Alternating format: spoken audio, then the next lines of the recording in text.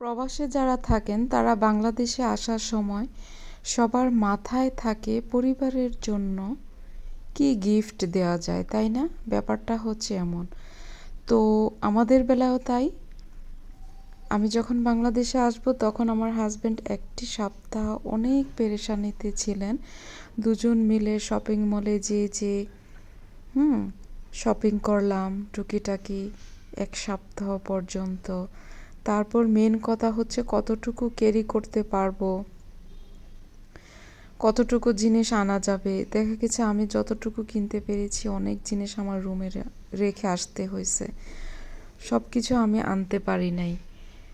30 kilo কতটুকুই বা হয়। তো শপিং করে যতটুকু আনন্দ পাওয়া যায় এবং গিফট পেলে কে কতটুকু আনন্দ পায় ওইটা আমি জানি না। আর সবচেয়ে বড় কথা হচ্ছে উপহার দেওয়ার মাঝে কারো কোনো স্বার্থ থাকে না। উপহার কখনো কেউ টাকা দিয়ে বিচার করে না, কেননা উপহার মানুষ নিজের মন থেকে ভালোবেসে দেয়। আর প্রবাস জীবন কিন্তু অনেক কষ্টের হয়। আমি আমার হাজব্যান্ডকে দেখেছি লং টাইম সে তার পরিবারের জন্য জীবনটা নিঃস্বার্থভাবে ডেডিকেট করে দিয়েছেন।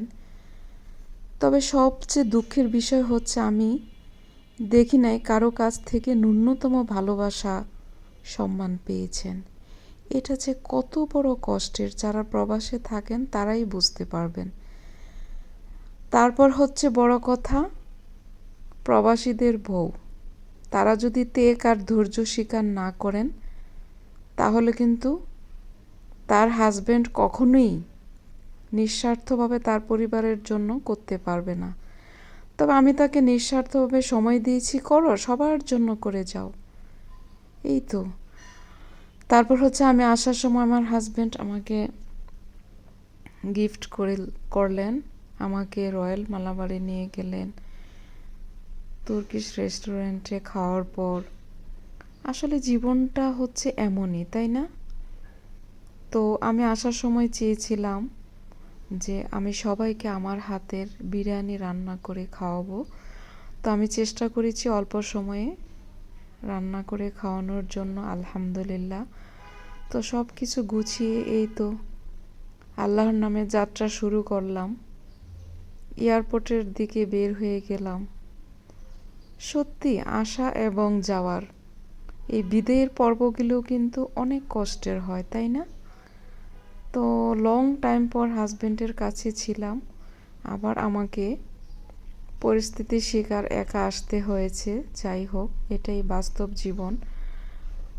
বাস্তব জীবনকে কখনো অস্বীকার করা যাবে না।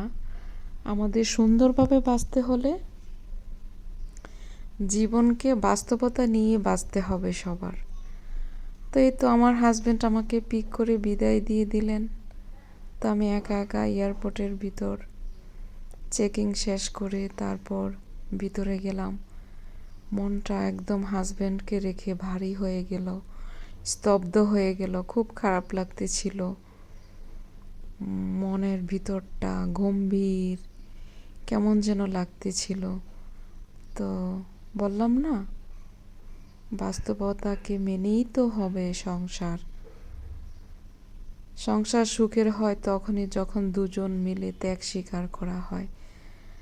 তো প্লেনের ভিতর আমি টেনশন করতে করতে লাইট বন্ধ করেই আমি আরবদের যে মজার খাবারগুলি ছিল ভেজিটেবল, ওইটা আমি নিয়েছি। ওইটা আমি বসে বসে খেয়েছিলাম অল্প পরিমাণ, ওরকমভাবে খাওয়া হয়নি।